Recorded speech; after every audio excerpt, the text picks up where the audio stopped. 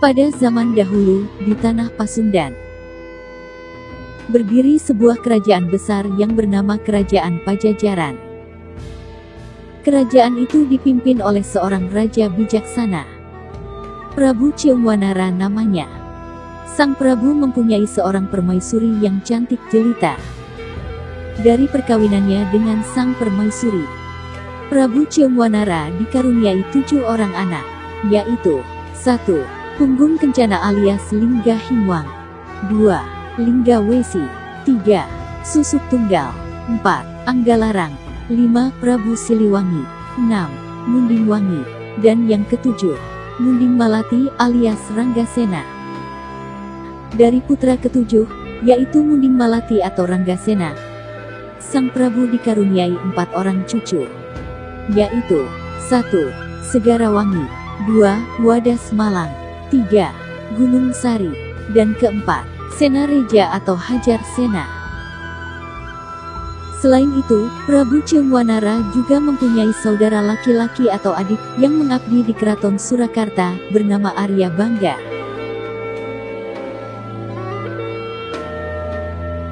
Pada suatu hari, sang Prabu Ciungwanara memerintahkan kepada putra ketujuhnya, yaitu Munding Malati atau Ranggasena, supaya melakukan pengembaraan. Ranggasena dan keempat putranya dipercaya oleh sang Prabu untuk membuka sebuah kadipaten di tanah Jawa. Pada saat itu, di kerajaan Pajajaran, Ranggasena belum mempunyai jabatan apapun. Prabu Ciungwanara bermaksud agar kadipaten yang didirikan oleh Ranggasena nantinya dapat menjadi penghubung antara Pajajaran dan kerajaan lain di tanah Jawa. Ranggasena putraku, sudah saatnya engkau tunjukkan jati dirimu sebagai putra raja. Mengembaralah, ajaklah keempat anakmu melangkah ke arah matahari terbit. Carilah tempat di tanah Jawa yang kamu anggap baik. Tinggallah di sana dan dirikan sebuah kadipaten. Ayah berharap kadipaten itu nanti dapat menjadi penghubung antara Pajajaran dan kerajaan lain di tanah Jawa. Tanpa banyak pertanyaan lagi, Ranggasena bersedia menjalankan amanat sang Prabu. Ia harus rela meninggalkan istri tercintanya. Ia juga harus rela meninggalkan ibu permaisuri di kerajaan Pajajaran. Sebenarnya istrinya tidak merelakan Ranggasena membawa keempat putranya pergi mengembara. Selain itu, sang istri juga khawatir jika Ranggasena mempunyai istri lagi di tempat pengembaraannya nanti. Namun, keberatan dan kekhawatiran sang istri itu tidak menggoyahkan niat Ranggasena untuk menjalankan perintah ayahandanya Prabu Ciungwanara. Dengan segala upaya, dia berusaha meyakinkan istrinya bahwa apapun yang terjadi, dia akan tetap setia. Tiba waktunya berpisah. Pajajaran tidak seramai biasanya. Suasana sedih menyelimuti warga kerajaan. Pajajaran sedang berduka.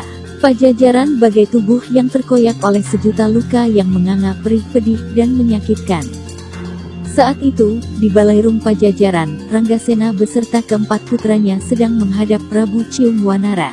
Ayahanda Prabu, segala persiapan sudah Ananda lakukan, bekal pun sudah kami cukupkan.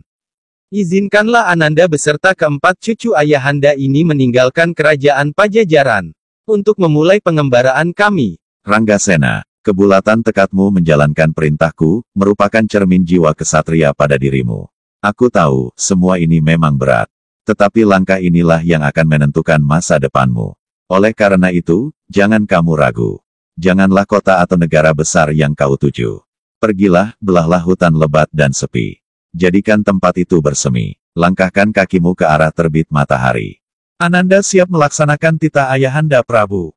Ayahanda, kami mohon diri berangkat mengembara. Tangis dan derayan air mata mengiringi keberangkatan Ranggasena beserta keempat putranya. Dengan langkah mantap, Ranggasena dan keempat putranya meninggalkan kerajaan Pajajaran. Dalam pengembaraan itu, mereka tidak lagi mengenakan pakaian kerajaan. Kegemerlapan pakaian kerajaan Pajajaran sengaja ditanggalkan agar identitas mereka sebagai putra Raja Pajajaran tidak diketahui orang. Mereka menyamar sebagai orang desa dengan pakaian yang sangat sederhana. Hari demi hari, waktu demi waktu, Ranggasena beserta keempat putranya terus melangkah. Jalan terjal mereka lalui, hutan rimba penuh onak dan duri mereka sibak, tetapi tidak juga ditemui tempat yang pas. Seperti kehendak ayahandanya, mereka tidak pernah menyerah, mengeluh, atau putus asa, bahkan tidak pernah sedikit pun terlintas rasa ingin pulang ke Pajajaran. Tanpa terasa, 2 tahun telah berlalu. Selama itu pula, mereka telah mengembara dari satu tempat ke tempat lainnya. Pada saat itu, Ranggasena beserta keempat putranya sampai di tengah hutan yang penuh dengan pohon besar, daun-daunnya yang rindang, seakan menjadi atap sebuah alam yang terbuka. Di sela-sela kerindangan daun dan ranting, terdapat banyak sarang burung yang menandakan kebebasan hidup burung di sana. Sementara itu, di balik pohon, banyak hewan berseliweran ke sana kemari. Tampak sekali, jika hutan itu masih asli dan belum dirambah orang, belum ada manusia yang berani datang atau tinggal di tempat itu. Barangkali Ranggasena dan keempat putranya lah manusia pertama yang menginjakan kaki di hutan itu. Hari mulai gelap, terlebih lagi hutan di tempat Ranggasena dan putranya beristirahat sangat lebat, lengkaplah kegelapan menyelimuti tempat itu. Ranggasena kemudian memutuskan untuk tinggal di tempat itu. Anakku, sebentar lagi hari akan gelap. Sebaiknya kita segera mencari kayu dan dedaunan untuk membuat tempat berlindung malam ini. Benar ayah, tampaknya tempat ini nyaman untuk beristirahat. Tanpa banyak bicara, mereka lalu mencari kayu dan dedaunan untuk membuat rumah-rumahan. Dalam waktu singkat, rumah perlindungan sederhana telah berdiri di antara batang-batang pohon besar. Daun-daun yang terkumpul, mereka susun sebagai atap dan dinding untuk menahan dinginnya udara. Tidak lupa, mereka juga membuat api unggun. Selain untuk menghangatkan lingkungan, api itu juga digunakan sebagai penerangan, supaya jika ada binatang buas yang mendekat dapat terlihat. Malam pun tiba. Kegelapan menyelimuti seluruh isi hutan. Keempat putranya sudah tidur di rumah panggung. Tetapi Ranggasena belum juga pergi ke pembaringan. Dia masih duduk di dekat api unggun. Ranggasena tampak merenung, sesekali pandangan matanya disebarkan ke sekitar, seakan-akan ada sesuatu yang direncanakannya. Apakah tempat ini yang dimaksudkan oleh Ayahanda Raja? Jika memang ini yang dikehendaki, apa yang harus kulakukan dengan hutan selebat ini? Lama Ranggasena merenung. Angan demi angan terus menggelayut, membebani setiap celah pikirnya. Semua kembali pada pertanyaan, langkah apa yang harus ia lakukan dengan tempat itu. Sementara, tidak ada seorang pun yang tinggal menghuni tempat sesunyi dan sengeri itu. Renung demi renung dilaluinya. Akhirnya, rasa kantuk pun menghampiri. Mata tidak lagi mampu tersanggah. Suasana tenang di hutan itu membuat Ranggasena dan keempat putranya merasa nyaman. Mereka merasa betah tinggal di tempat itu. Apalagi bagi Ranggasena, ia meyakini bahwa tempat itu adalah tempat yang dimaksudkan oleh ayahandanya. Keyakinan itulah yang membuatnya bertahan. Sampai berhari-hari, mereka belum menemukan tanda-tanda adanya orang lain yang mau tinggal di tempat itu. Namun, ketika berjalan-jalan di sekitar hutan, Ranggasena dan putranya dikejutkan oleh adanya sekelompok orang yang berada di tengah hutan. Siapa mereka? Tampaknya, memang sudah ada orang yang terlebih dahulu tinggal di hutan ini. Salam, Kisanak. Maaf, kami mengganggu. Perkenalkan, nama saya Ranggasena, dan ini keempat anak saya. Kami pengembara yang kebetulan sampai di tempat ini, dan merasakan betapa tenteram dan asrinya hutan ini. Selamat datang, Ki Ranggasena. Semoga berkat Tuhan menyertai pengembaraan Ki Rangga. Terima kasih Ki. Maaf, bagaimana jika kami harus menyebut sampeyan Ki? Oh iya, sampai lupa memperkenalkan diri. Saya Ngabe Tangerang. Mari, silakan singgah ke gubuk saya. Tidak enak kita berbincang sambil berdiri seperti ini. Oh iya, kami ini adalah penduduk asli di hutan ini.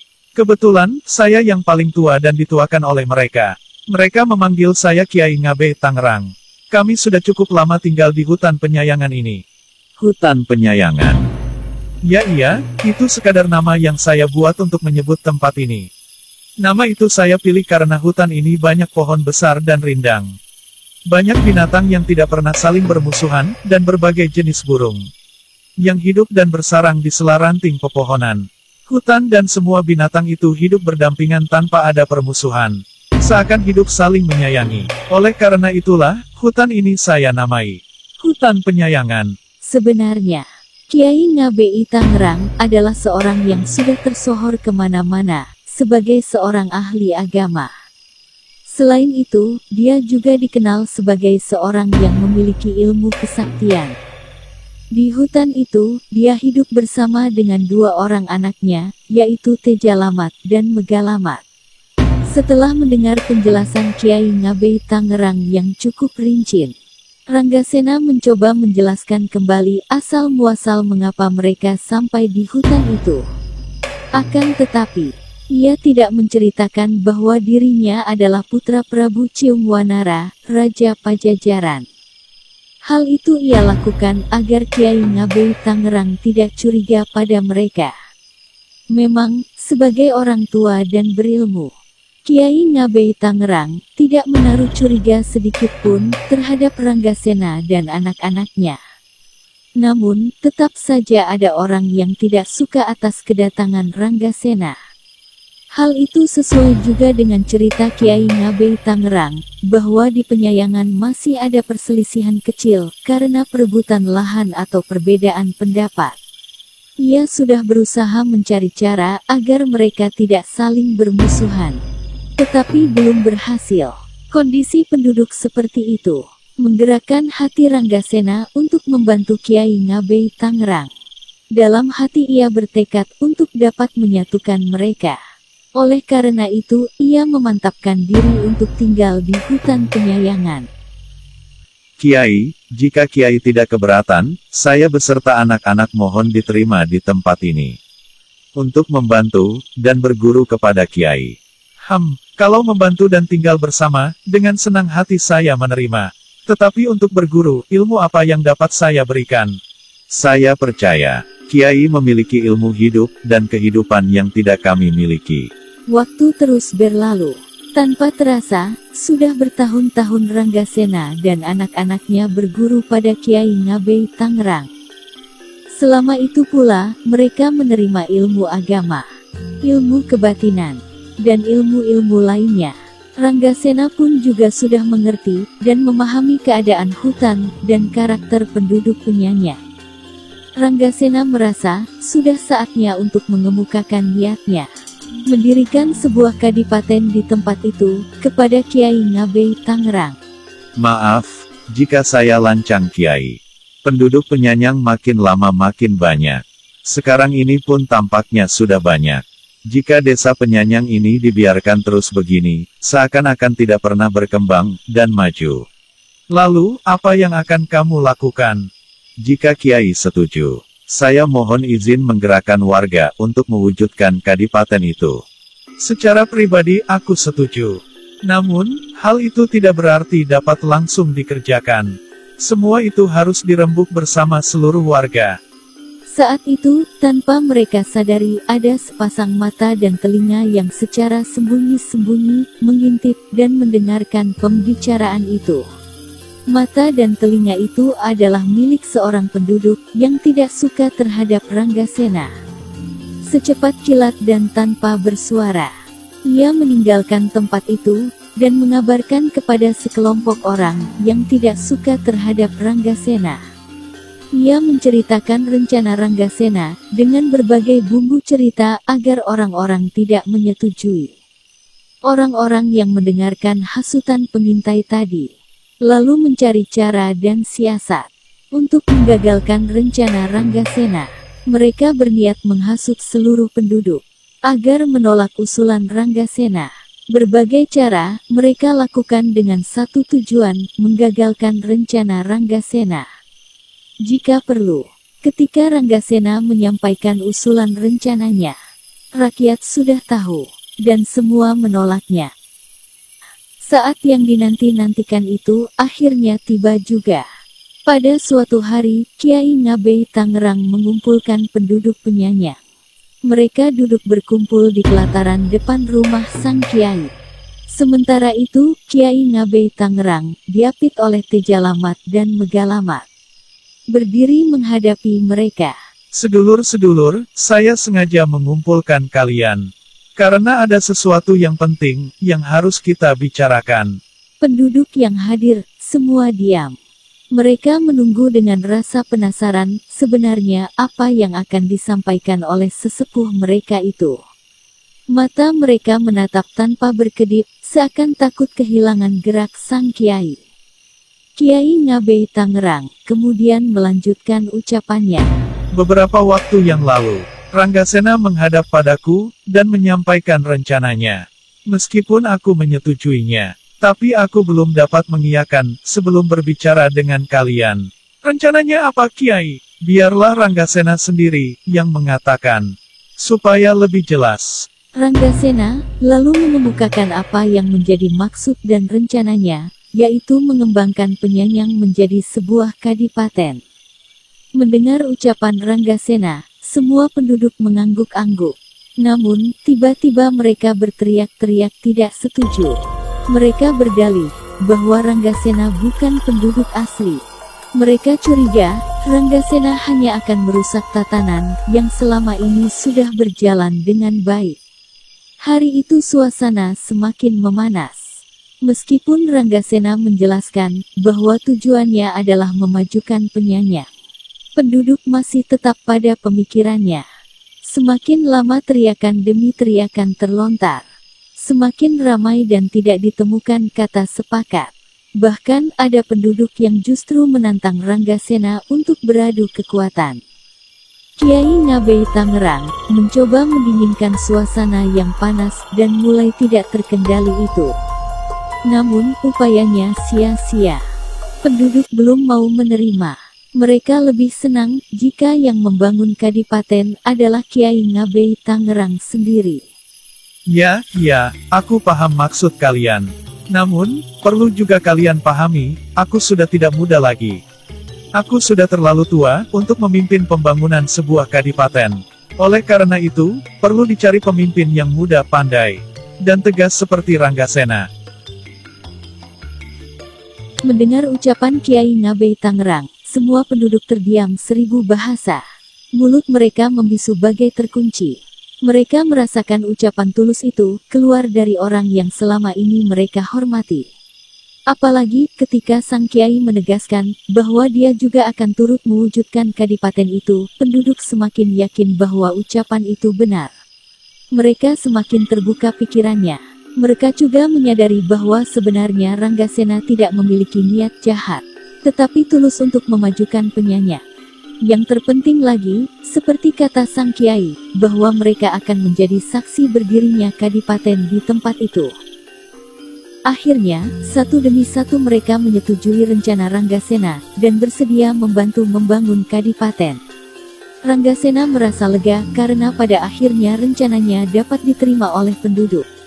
Bahkan ada yang membuat hati Ranggasena sangat bergembira, yaitu penduduk bersedia membantunya membangun kadipaten. Tanpa menunggu waktu lebih lama lagi, keesokan harinya Ranggasena, anak-anaknya, Kiai Ngabei Tangerang, dan para penduduk mulai bergotong royong, menyiapkan lahan untuk mendirikan kadipaten. Ada yang menebang pohon, mencari kayu yang cocok untuk bangunan. Ada yang membersihkan rumput ilalang yang ada di tempat yang direncanakan. Ada pula yang membangun jalan agar pantas menjadi sebuah pusat pemerintahan. Semua bergerak bersama-sama, termasuk para wanita. Jika pria bekerja di luar, para wanita bekerja di dapur, menyiapkan makanan untuk mereka. Melihat sikap bahu-membahu penduduk, Ranggasena dan Kiai Ngabei Tangerang merasa senang. Mereka merasa sudah tidak ada lagi yang curiga terhadap maksud Ranggasena. Satu demi satu pekerjaan terselesaikan dengan gotong royong. Kebersamaan itu telah menghasilkan wujud nyata. Ranggasena dan Kiai Ngabei Tangerang dan sebagian penduduk bertugas membangun pendapa dengan kayu dari hutan itu juga. Anak-anak Ranggasena pun mendapat tugas masing-masing. Salah satunya adalah membangun jalan kadipaten. Setiap hari, seakan tanpa lelah mereka menjalankan tugas mereka, sehingga pembangunan dapat terselesaikan dengan cepat. Pendapa kadipaten telah berdiri megah. Rumah-rumah di sekitar pendapa itu pun sudah berdiri dan siap dihuni. Jalan-jalan juga sudah dapat dilalui. Semua terselesaikan dengan rapi dan lancar tanpa satu pun halangan. Boleh dikatakan sebuah kadipaten telah berdiri, tetapi pemerintahannya belum berjalan karena belum ada pimpinan yang tetap. Suatu hari Kiai Ngabe Tangerang, Ranggasena beserta anak-anaknya dan penduduk berkumpul di Pendapa. Mereka berembuk tentang nama yang baik dan pas untuk kadipaten yang mereka dirikan. Selain itu, mereka juga berembuk tentang siapa yang patut menjadi pimpinan, menjadi adipati. Rembukan itu berjalan dengan baik dan lancar. Rembukan dalam suasana kekeluargaan itu, akhirnya menyepakati bahwa Ranggasena lah yang patut menjadi adipati. Untuk memberi nama kadipaten memang terjadi banyak pendapat. Ada yang mengusulkan namanya tetap Penyanya. Namun, ada yang menyanggah bahwa nama itu sudah menjadi nama salah satu desa. Ranggasena kemudian angkat bicara. Ia mengusulkan kadipaten itu diberi nama Penyarang. Nama itu ia ambil karena ketika belum dibangun kadipaten dan masih berupa hutan, tempat itu banyak sarang burung dan hewan lainnya. Pertemuan itu akhirnya membuahkan kesepakatan tanpa ada pertentangan. Secara aklamasi, mereka memutuskan nama kadipaten yang baru mereka bangun adalah Kadipaten Penyarang. Mereka juga sepakat mengangkat Ranggasena menjadi Adipati Penyarang. Keesokan hari Ranggasena resmi menjabat sebagai Adipati di Kadipaten Penyarang dengan gelar Adipati Ranggasena. Penobatannya sebagai Adipati dilakukan oleh Sinuhun, Keraton Surakarta. Pada saat itu seluruh penduduk terlihat bersukacita. Sorak-sorai menggema di mana-mana. Pesta ala kadarnya, mereka gelar sebagai luapan rasa, setelah Ranggasena menjabat sebagai Adipati. Adipati Ranggasena segera membentuk struktur organisasi pemerintahan. Hal itu ia lakukan agar jalannya pemerintahan di Kadipaten Penyarang dapat berjalan lancar. Ia menempatkan anak-anaknya pada posisi atau bagian yang penting dalam pemerintahan. Wadas Malang bertanggung jawab di bidang keagamaan. Gunung Sari bertanggung jawab di bidang keamanan. Sedangkan Senareja atau Hajar Sena bertanggung jawab di bidang ekonomi. Banyak juga penduduk yang juga mendapat tanggung jawab dan kepercayaan untuk mengelola dan ikut memajukan Kadipaten Penyarang. Kiai Ngabe Tangerang, meskipun sudah tua, juga mendapat bagian. Ia diangkat menjadi penasihat karena sangat berjasa atas pendirian Kadipaten Penyarang dan pengangkatan Adipati Ranggasena. Namun sayang, belum lama memangku jabatan sebagai penasihat. Kiai Ngabe Tangerang meninggal dunia. Untuk kelancaran pelaksanaan tanggung jawab, tidak semua putra Adipati Ranggasena tinggal di Kadipaten. Wadas Malang dan Gunung Sari tinggal di wilayah Kadipaten sebelah barat. Segarawangi tinggal di wilayah Kadipaten sebelah timur. Hanya Senareja atau Hajar Sena yang tetap tinggal di Kadipaten untuk membantu ayahnya mengelola Kadipaten. Sifat tidak pilih kasih, Adipati Ranggasena terhadap putra dan penduduknya menjadikan Kadipaten Penyarang semakin maju dan berkembang. Saat itu agama Islam sudah masuk ke Kadipaten Penyarang, tetapi penduduk belum dapat mempelajari ajaran tersebut. Oleh karena itu, Adipati Ranggasena memerintah Wadas Lintang untuk mengupayakan penyebaran ajaran itu. Gunung Sari ditugasi untuk menjaga keamanannya, agar tidak terjadi gejolak dalam penyebaran agama, dan utamanya menjaga ketenteraman dan ketenangan masyarakat. Kemajuan Kadipaten Penyarang semakin terkenal. Lebih-lebih ketika Adipati Ranggasena memperkenalkan Kadipaten Penyarang ke pusat pemerintahan di Surakarta dan Pajajaran. Untuk membuktikan kemajuannya, Adipati Ranggasena mengirimkan kayu ke Pajajaran untuk membangun Pendapa. Pada waktu itu, belum ada kendaraan untuk mengangkut kayu dari Kadipaten Penyarang ke Pajajaran. Kayu-kayu itu dikirim dengan cara diseret menggunakan ikat pinggang oleh murid-murid Sunan Kalijaga. Hanya merekalah yang mampu melakukan karena memiliki kesaktian yang diajarkan oleh Sunan Kalijaga. Kerjasama yang dilakukan Adipati Ranggasena dengan pemerintah Keraton Surakarta dan Pajajaran menjadikan Kadipaten Penyarang semakin terkenal. Segala penjuru sudah mengetahui tentang keberadaan Kadipaten Penyarang dan Adipati Ranggasena, tentang penduduknya yang telah mendapat tempat tinggal yang layak dan hidup tenteram, serta tentang kemampuan penduduk mengolah dan mengelola hutan dengan baik. Namun, masih ada amanat yang belum terselesaikan oleh Ranggasena, yaitu membangun jalan yang menghubungkan wilayah Surakarta dan Pajajaran. Hal itu berarti bahwa Adipati Ranggasena baru menyelesaikan separuh amanat ayahandanya. Membangun jalan bukanlah pekerjaan yang mudah. Adipati Ranggasena merasa tidak mampu mengerjakan sendiri. Dahulu, selalu dibantu oleh Kiai Ngabei Tangerang, tetapi sekarang harus mencari bantuan orang lain karena Kiai Ngabei Tangerang telah tiada. Ilmu yang diajarkannya pun belum cukup untuk membangun jalan yang menghubungkan Surakarta dan Pajajaran. Dalam hal inilah kesabaran dan ilmunya diuji. Ia harus mencari cara agar jalan dapat dibangun dengan baik dan lancar. Ia terus memikirkan hal itu sampai tidak tidur beberapa hari. Pada suatu malam, tanpa sengaja Adipati Ranggasena tertidur. Ia bermimpi bertemu dengan Kiai Ngabei Tangerang. Ranggasena, tugas yang harus kamu jalankan memang berat.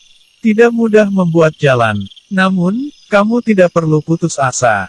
Semua pasti ada jalan. Ada ilmu yang dapat digunakan, tetapi harus memiliki kesabaran dan pemikiran yang suci. Putramu dapat membantu menyelesaikan tugas itu.